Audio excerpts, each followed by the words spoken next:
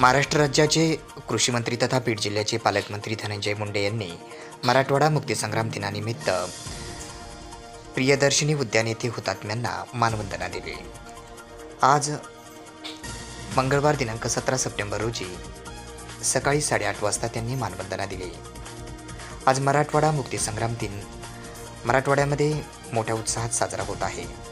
याच अनुषंगाने आज 17 सप्टेंबर 2024 रोजी मंगळवारी महाराष्ट्र राज्याचे कृषी मंत्री तथा बीड जिल्ह्याचे पालकमंत्री नामदार धनंजय मुंडे यांनी बीड शहरातील स्मृतिस्तंभ प्रियदर्शिनी उद्यान नगर रोड बीड या ठिकाणी सकाळी 8:30 वाजण्याच्या दरम्यान हुतात्म्यांना मानवंदना दिली व त्या ठिकाणी पुष्पचक्र अर्पण करण्याचा कार्यक्रम संपन्न झाला।